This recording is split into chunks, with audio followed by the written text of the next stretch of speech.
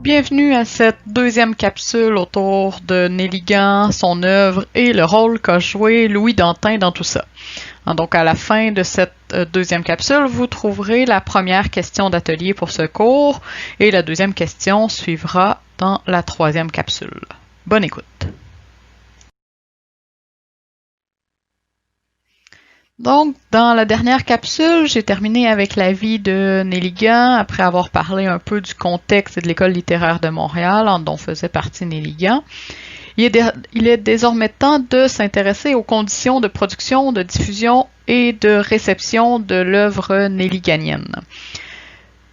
Donc, je vous l'ai mentionné précédemment, Néligan écrit l'ensemble de son œuvre entre 16 et 19 ans, soit entre 1896 et 1899.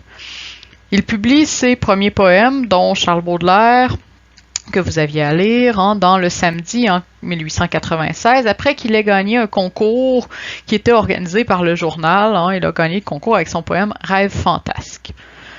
Donc, ces premiers poèmes qui paraissent dans Le Samedi sont signés du pseudonyme d'Émile Covard. Donc, pseudonyme dont l'origine demeure mystérieuse. Ce serait peut-être associé au nom du héros d'une pièce américaine à succès qui était alors jouée à Montréal. La pièce s'intitulait Paul Covard or Anarchy. On sait en effet que Néligan et plus largement les membres de l'École littéraire de Montréal fréquentaient alors couramment les théâtres, donc c'est peut-être de là que viendrait l'emprunt du nom de famille Covard. Cela dit, donc, après son entrée à l'École littéraire de Montréal, Néligan va faire paraître un certain nombre de poèmes dans Le Monde illustré, qui était une des revues qui publiait de la poésie moderne à l'époque et qui publiait aussi de la poésie des membres de l'École littéraire de Montréal. Et il va publier aussi dans La Patrie, journal d'Honoré Beaugrand. En 1898, Néligan rencontre Louis Dantin, ou plutôt le père Eugène Cyr, membre de l'Ordre catholique des Pères du Très Saint Sacrement. Et Cyr, donc, est en charge à l'époque de la revue de cet ordre, donc le Petit Messager du Très Saint Sacrement, dans lequel il va publier des poèmes de Néligan. Donc, c'est pas très clair la façon dont Néligan et Eugène Cyr, qui va devenir Louis Dantin, donc comment ils se sont connus, mais Néligan va fréquemment voir le père Cyr au monastère des Pères du Très Saint Sacrement, et ensemble, ils vont discuter de poésie. Cyr va devenir en quelque sorte le mentor de Néligan, il va son conseiller littéraire, il va lire ses poèmes, le conseiller sur ceux-ci, et rapidement il va voir en lui un jeune homme de talent et d'une grande sensibilité. Donc, il publie certains de ses poèmes dans la revue de sa communauté religieuse.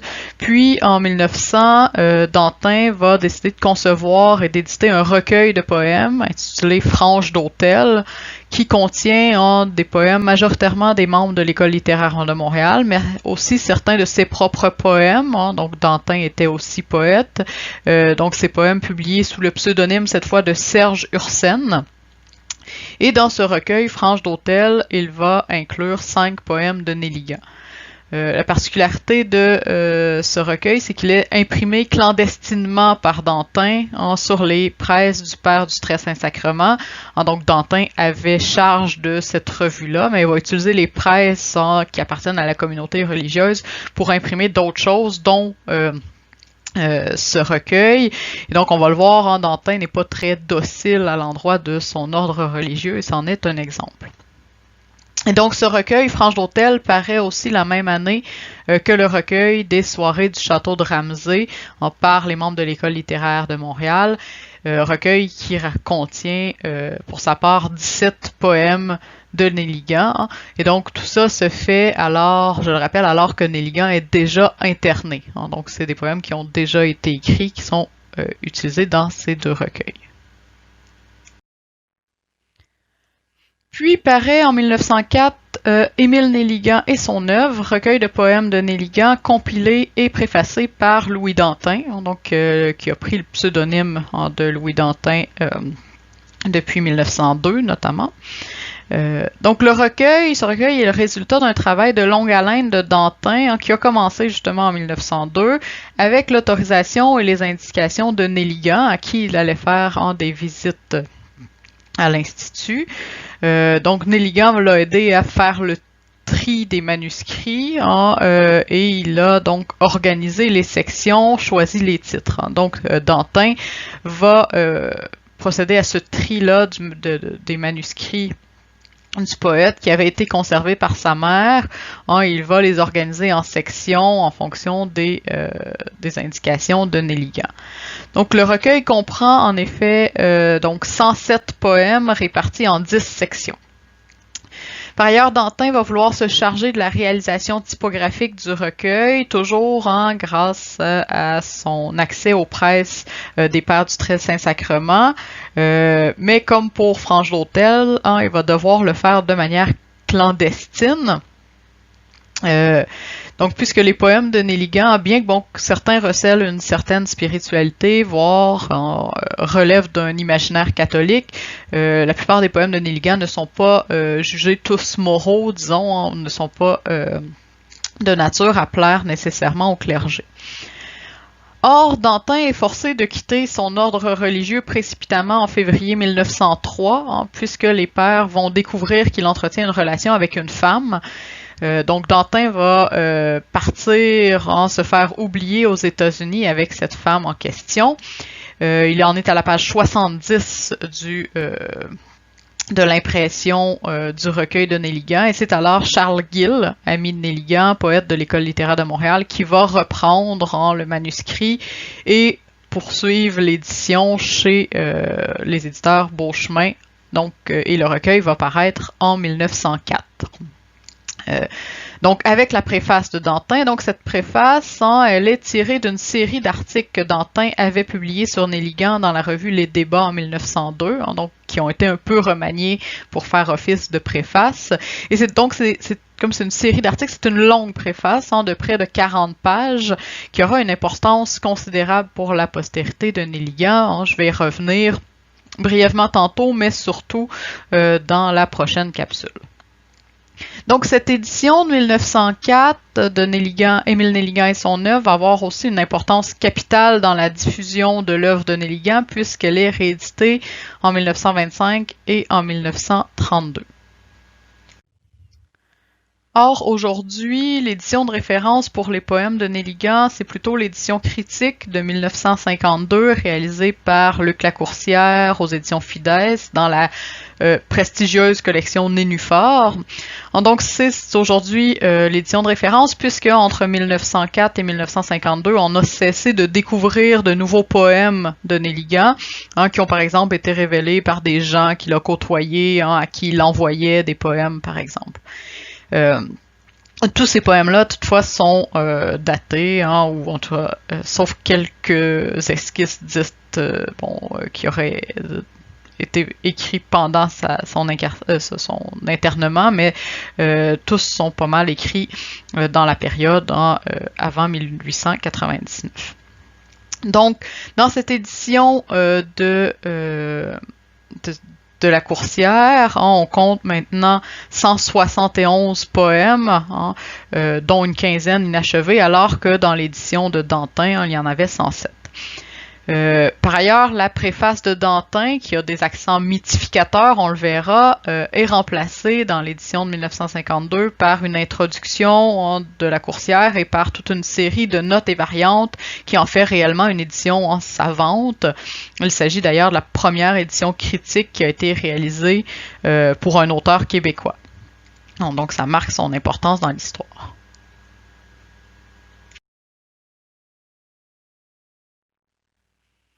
Donc, on a vu la diffusion de l'œuvre de Nelligan, les différentes étapes de sa publication. Je veux maintenant me pencher sur sa réception et par le fait même sur la nouveauté de l'œuvre qui va créer chez les critiques et chez les gens du milieu littéraire une réaction à la fois d'enthousiasme et de surprise ou de chamboulement. L'œuvre va ébranler, perturber, sans nécessairement être rejetée du revers de la main. Ou méprisé. Donc, en termes de sociologie en termes de sociologie de la littérature, on peut parler ici d'un juste écart esthétique. Donc la notion d'écart esthétique provient d'Hans-Jürgen Jauss et est reliée à la notion d'horizon d'attente. Donc selon la théorie de Jauss, quand une nouvelle œuvre paraît, elle est évaluée en fonction d'un horizon d'attente préalable qui dépend en gros des œuvres qui sont parues antérieurement et qui ont forgé la connaissance et la conception de la littérature ou du genre littéraire en question. Donc, schématiquement, pour Néligan, l'horizon d'attente des critiques est basé à la fois sur la poésie qui a été écrite au Québec avant lui et sur ce que les critiques connaissent de la poésie en général. Donc, la notion d'écart esthétique, pour sa part, affirme que pour qu'une œuvre soit acceptée par l'institution, elle doit apporter quelque chose de nouveau. Sinon, on va la classer parmi des œuvres de divertissement qui reprennent une formule existante. La nouvelle œuvre doit donc s'écarter des conventions, avoir un caractère novateur, mais pas trop. Sinon, elle va être passée sous le silence, rejetée ou discréditée. Ce qui n'empêche pas qu'on pourrait la redécouvrir plus tard dans l'histoire, mais au moment de sa parution, elle s'écarte trop des conventions pour qu'on puisse l'envisager comme littérature ou comme œuvre qui peut s'intégrer dans le système littéraire. Donc, une œuvre qui s'inscrit dans un juste écart esthétique, c'est qu'une œuvre qui se situe quelque part entre la reproduction des choses qui existent déjà et l'incongruité.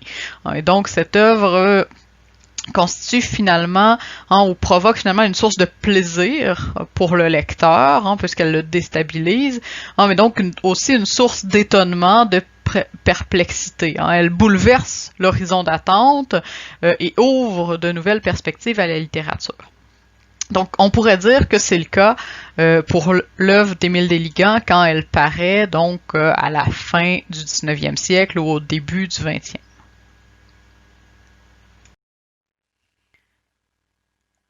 Donc, en quoi Néligan et son œuvre proposent-ils une forme de nouveauté dans la poésie de la fin du siècle? D'abord, c'est peut-être moins la poésie elle-même que l'attitude de Néligan qui constitue une nouveauté, puisque Néligan est le premier poète qui fait le choix radical de vivre de la poésie. Auparavant, les poètes étaient soit journalistes, soit avocats, ou donc ils avaient un métier, une profession libérale qui leur permettait de faire de la poésie à côté. Or, Néligan vit exclusivement pour la poésie et n'écrit que de la poésie. Il n'écrit pas non plus de prose, où là, il pratiquerait différents genres. Et donc, la poésie est clairement pour lui une vocation, et ça arrive très jeune dans sa vie que cette décision d'être poète et rien d'autre, malgré la difficulté, voire l'impossibilité d'un tel choix à l'époque dans la société canadienne-française, comme cherche bien à lui faire comprendre son père qui lui trouve un emploi de comptable, mais ça n'aura pas d'impact. Deuxième élément qui marque la nouveauté de la poésie de Néligan cette fois, c'est la primauté de la forme sur le contenu. Donc c'est peut-être là la principale nouveauté. Il faut s'imaginer qu'à l'époque, la scène poétique est dominée par la poésie patriotique, voire par une poésie du terroir, et donc l'un ou l'autre qui glorifie l'histoire et les paysages canadiens-français. Donc, c'est une poésie qui vise à transmettre un message, qui a quelque chose à dire, dans lequel le sens est important, alors que la poésie de Néligan relève davantage de l'art pour l'art, de la beauté. Néligan se soucie davantage du rythme, de la sonorité de ses textes que du sens de ceux-ci, du sens de ses poèmes. Si bien qu'un critique va lui reprocher son manque d'idées, de la musique et rien d'autre, dit Joseph-Marie Melançon. Pourquoi parler, même en vers, si l'on ne peut s'exprimer clairement? Donc, au-delà de cette musique-là, qu'est-ce que Néligan veut bien vouloir dire? C'est un peu la question que se pose Melançon ici. Et donc, à ce reproche qui est fait à Néligan, Louis Dantin, qui est aussi critique, va répondre dans sa préface. Cette lacune énorme, cette absence d'idées, devient chez lui presque du génie. L'idée absente laisse toute la place aux effluves du sentiment et aux richesses de la ciselure. Donc, pour Dantin, la poésie de Néligan n'est pas intéressante pour les idées ou les messages qu'elle contient. Et donc, c'est une poésie qui n'a pas d'idées. Dantin le dit. Certes, cette poésie ne contient pas d'idées, mais elle est intéressante pour la simple beauté des vers. C'est ce qui relève du Parnasse, dont j'ai parlé dans la première capsule. Cette image de la ciselure, de la capacité à découper les vers pour leur donner un rythme fascinant, donc ou le rythme qui convient dans les circonstances. Donc, la poésie de Néligan vaut pour la beauté des vers et pour la profondeur des sentiments exprimés. C'est ce qui relève plutôt du romantisme. Donc justement, cette poésie tournée vers l'intériorité constitue une autre nouveauté par rapport à la poésie patriotique qui s'inspirait des hauts faits de la patrie ou des exploits sur les champs de bataille, sur l'histoire des Canadiens français. Donc on pense par exemple au Drapeau de Carillon d'Octave Crémazie ou même au poème Le Dernier Huron de François-Xavier Garneau. Donc on est plutôt du côté de l'histoire que des émotions ou des sentiments. Plusieurs poètes de l'École littéraire de Montréal même tendaient vers une poésie terroiriste, avec des poèmes sur la quiétude des champs, le caractère majestueux des arbres ou la beauté des grands paysages. Donc, au contraire, Néligan propose une poésie qu'on va parfois qualifier d'une poésie de l'enfermement mélancolique, ce qui fait en sorte qu'il est difficile pour le lecteur de se sentir concerné par cette poésie très personnelle, du moins à l'époque, c'est comme ça qu'on le perçoit. On n'est pas habitué nécessairement à cette poésie qui se referme sur l'intériorité du poète, et ça bouscule un peu l'horizon d'attente des lecteurs.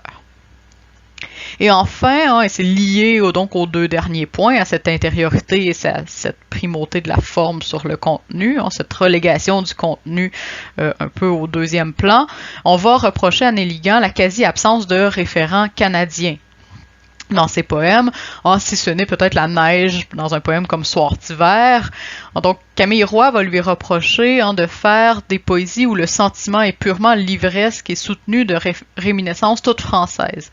Même, donc, au-delà des paysages québécois, même les sentiments que présente Néligan apparaissent à certains critiques comme étant livresques, donc comme étant puisés dans ses lectures, peut-être davantage que dans sa véritable réalité.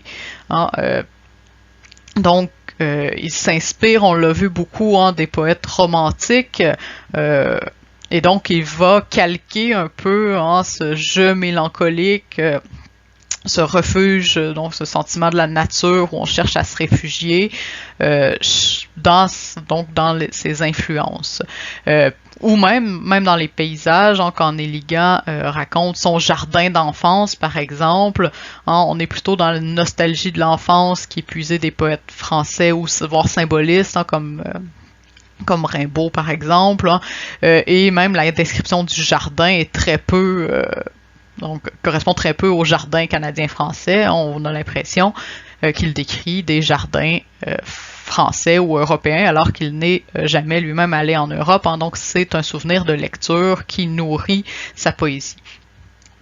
Donc la poésie de Néligan va à l'encontre du postulat qu'on a vu chez Casgrain dans son mouvement littéraire en Canada qui stipulait que la littérature devait refléter à la fois l'âme et le territoire de la nation, et c'est ce qui en ferait sa spécificité canadienne. La poésie de Néligan, par ses diverses influences, ne répond en rien à cette spécificité littéraire canadienne, si on peut le dire comme ça. Donc, malgré ces critiques ou ces nouveautés dans la poésie de Néligan, il faut le préciser, cette poésie n'a pas été rejetée d'emblée à sa sortie. Donc, si elle bouleverse les attentes, elle suscite néanmoins un certain enthousiasme, dont témoignent par exemple les rééditions de l'édition de Dantin et la place que Néligan va occuper assez tôt dans les manuels scolaires. Donc, et la préface de Dantin dans son édition, qui répond notamment aux détracteurs, comme on l'a vu avec Melançon qui reprochait à Néligan de n'avoir pas d'idée. Donc cette préface qui répond aux détracteurs et qui cherche donc à expliquer l'originalité, les spécificités de l'œuvre de Néligan, à en faire voir la qualité. Donc cette préface a très certainement contribué à atténuer le choc esthétique qu'a pu créer la nouvelle poésie de Nelligan et à contribuer aussi à la faire entrer dans cet écart esthétique acceptable pour que la critique lui fasse assez rapidement une place considérable dans la littérature canadienne-française. On va donc revenir à l'instant sur le rôle de Dantin dans tout ça. Donc, on a parlé précédemment de la diffusion de l'œuvre et de sa réception. On va maintenant reculer un peu pour revenir et s'intéresser à sa production même, à travers notamment une thèse controversée dont vous avez peut-être déjà entendu parler parce qu'elle est ressortie cette année en février. C'est ce sur quoi vous allez travailler dans un instant. Donc, cette thèse qui voudrait que Louis Dantin soit en réalité l'auteur des vers d'Émile Nelligan. Donc, avant d'en arriver à évaluer cette éventualité, ce que vous aurez à faire dans un premier atelier, quelques mots sur Louis Dantin et sur son rôle dans la vie d'Émile Nelligan. Donc, Dantin, dont le véritable nom, je l'ai évoqué, Eugène Cyr, est donc principalement connu comme un critique littéraire et un mentor pour les jeunes auteurs, bien que lui-même ait écrit de la poésie et écrit un roman qui a été réédité récemment d'ailleurs, un roman qui s'intitule Les Enfances de Fanny. Donc, on a vu d'abord que Eugène Cyr fait partie des pères du Très Saint Sacrement avant d'être renvoyé de l'ordre parce qu'il avait une relation avec une femme. En réalité, de façon plus générale, Dantin menait à côté de sa vie monacale une vie parallèle où il pratiquait, disons, la bohème et la débauche. Donc, il n'était pas très pieux ou très respectueux des règles de vie de la vie religieuse. Donc, après son retrait de la vie religieuse, il part pour les États-Unis où il s'installe à Cambridge au Massachusetts. On va perdre pendant un certain temps sa trace, puis en 1909, il reprend contact avec Germain Beaulieu, qu'on a déjà croisé, qui est un des fondateurs de l'École littéraire de Montréal, qui participe encore à la suite de l'École littéraire de Montréal. Et donc, Beaulieu vient de fonder la revue Le Terroir, et Dantin veut collaborer à cette revue. Donc, il va collaborer à cette revue depuis Cambridge, puis à plusieurs autres revues qui vont lui demander sa collaboration. Donc, il va correspondre comme ça, envoyer des textes à différentes revues et journaux jusqu'à sa mort en 1945. Donc, de son point de vue un peu excentré, il commente la production littéraire canadienne-française et il va devenir un des critiques les plus influents de la période. Donc, peut-être avec Camille Roy. Mais donc, les deux vont s'opposer. Ils ne travaillent pas du tout sur le même terrain, ou disons, on ne commande pas les mêmes œuvres. Camille Roy est un critique plutôt conservateur, alors que Dantin est plutôt ouvert à la modernité littéraire. Donc, en général, ils ne s'entendront pas sur la valeur des œuvres canadiennes françaises. Dantin va aussi devenir, dans les années 20, 30, 40, le mentor par correspondance de plusieurs auteurs et autrices, dont Germain Beaulieu, Robert Choquette, Alfred Desrochers, Eva Chénécal, Jovette Bernier, Alice Lemieux, etc. Donc, mais notamment ce qu'on appelait le petit groupe de Sherbrooke, autour d'Alfred Desrochers. Donc, la correspondance de Dantin compte quelques 2500 lettres qui sont en voie d'être éditées, notamment par Pierre Hébert et Stéphanie Bernier de Sherbrooke. Donc, 2500 lettres, dont plusieurs sont consacrées à conseiller les jeunes auteurs et autrices qui font confiance au jugement de Dantin en matière de littérature. Donc, si Nelligan a été en quelque sorte le premier protégé de Dantin, il n'est certainement pas le dernier. Si on revient maintenant à Nelligan, donc, quel rôle Dantin a-t-il joué dans sa carrière et dans son succès? Je cite ici Pascal Brissette pour résumer ces différents rôles joués par Dantin. Donc, Louis Dantin était l'ami et le mentor d'Émile Nelligan. Il fut en outre le premier artisan de l'édition Beauchemin de 1904 et l'auteur de la première étude d'importance sur Nelligan et sa poésie publiée en 1902 dans le journal Les Débats, puis insérée comme préface dans les 3 premières éditions des œuvres nelliganiennes. Donc, je l'ai déjà mentionné, premier rôle que Danton a joué auprès de Néligan, c'est un rôle de mentor. Le jeune poète allait le rencontrer quand il était encore chez les Pères du Très Saint-Sacrement. Néligan lui apportait ses poèmes, Danton les lisait, les commentait, et pouvait en effet lui suggérer des modifications ou des améliorations sur celui-ci. Danton a par la suite été l'éditeur de Néligan. On l'a vu, il a fait paraître ses poèmes dans Le Petit Messager du Très Saint-Sacrement et dans Franche d'Autel, avant de se consacrer au recueil Émile Néligan et son œuvre qu'il a aussi préfacé. Donc sa longue préface, qui propose une analyse approfondie de l'œuvre de Néligan, en fait donc aussi un de ses premiers et de ses plus importants critiques. On a vu notamment qu'il se portait à la défense de l'œuvre de Néligan pour en expliquer les particularités et l'originalité.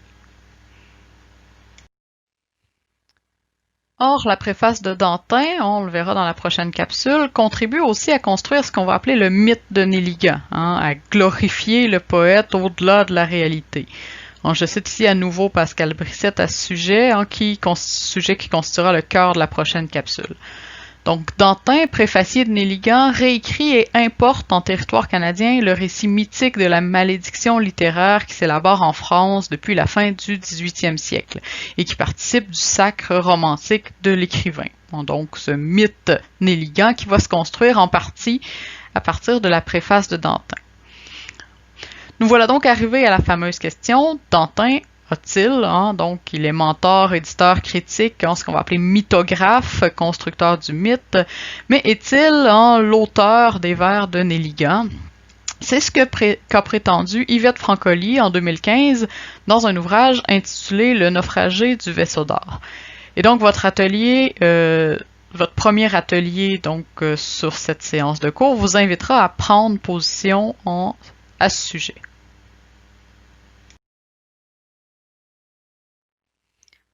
Donc, comme je le disais, en 2015, Yvette Francoli fait paraître Le naufragé du vaisseau d'or, les vies secrètes de Louis Danton, ouvrage dans lequel elle cherche à montrer que Danton aurait en réalité fait beaucoup plus que conseiller Néligan. Il aurait lui-même écrit la plupart des vers qu'il a publiés sous le nom de Néligan dans le recueil dont il a commencé l'édition en 1902. À sa sortie, le livre d'Yvette Francoli a suscité une polémique, et cette polémique est réapparue récemment, alors que Néligan est revenu dans l'actualité en raison de la reprise de l'opéra Néligan de André Gagnon et Michel Tremblay au Théâtre Saint-Denis. Et donc, j'avais pas prévu vous parler de cette querelle littéraire, mais comme l'actualité l'a remis au goût du jour en février, je vous propose ici d'en prendre connaissance et de travailler un peu sur ces deux positions. Donc, je vous en dirai pas plus sur la polémique, je vais vous inviter plutôt à lire l'article qui a ramené la thèse de Francoli dans l'actualité, soit le texte de Mathieu Robert Sauvé, Ni fou, ni génie, Néligan était un demi-poète, et comme réponse, un des textes qui va chercher à discréditer cette thèse, soit celui de Vincent Lambert et Karim Larose, Danton et Néligan, une rigueur élémentaire. Donc les deux textes ont été déposés en un seul fichier sur Moodle à la date du cours, donc vous pourrez y avoir accès pour l'atelier. Donc, à partir de ces deux textes, vous devez les lire et je vous demande de dégager les principaux arguments soutenus par les deux camps dans cette polémique et de prendre parti pour l'un ou l'autre. À nouveau, pour ce travail, il n'y a pas de bonne ou de mauvaise réponse. Tout est une question d'argumentation. D'ailleurs, ce que je vous demande, c'est selon vous, qui a les meilleurs arguments, quel camp est le plus convaincant. Je ne vous demande pas de trancher qui a raison, qui a tort. Ça serait, disons, c'est au-delà de ce qu'on peut espérer, compte tenu que le milieu littéraire s'acharne chacun de son côté à donner une réponse à cette question. Donc, ce qui est intéressant ici, c'est de voir que la littérature peut encore provoquer ces querelles ou ces polémiques, déchaîner des passions autour d'un auteur mythique comme Néligan, et que ceci permet, par le fait même, de donner une visibilité à la littérature dans les médias, puisque ces articles sont parus dans la presse, il y en a eu aussi dans le Devoir, donc dans la première semaine de février, on a eu droit à quelques articles et quelques statuts par Facebook, par exemple, sur le sujet, ce qui n'arrive pas souvent, que la littérature trouve sa place comme ça dans la presse et qui est une querelle dans l'actualité littéraire, dans l'actualité sur la littérature. Donc voilà, je vais vous laisser travailler sur cette première question d'atelier dans un instant avant de vous lancer dans ce travail. Comme je l'ai fait dans la dernière capsule et comme je vais le faire dans la prochaine capsule, je vous invite à écouter une version chantée d'un poème de Nelligan. Cette fois, il s'agit justement d'un extrait de l'opéra récent qui a ramené la querelle au goût du jour. C'est donc le poème La Romance du vin, le célèbre poème La Romance du vin, poème qui aurait rendu Nelligan célèbre lors de la fameuse séance publique de l'École littéraire de Montréal en 1899. Et donc, la chanson est interprétée par Dominique Côté qui joue Nelligan jeune dans l'opéra, donc dans la production de 2020. Bonne écoute et par la suite, bon travail.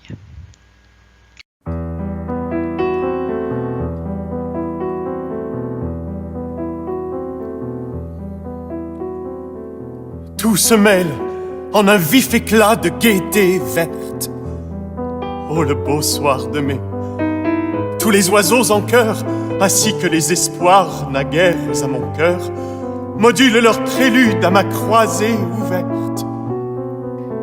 Oh, le beau soir de mai, le joyeux soir de mai, un orgue au loin éclate en froide mélopée, et les rayons ainsi que de pourpres épées perce le cœur du jour qui se meurt parfumé.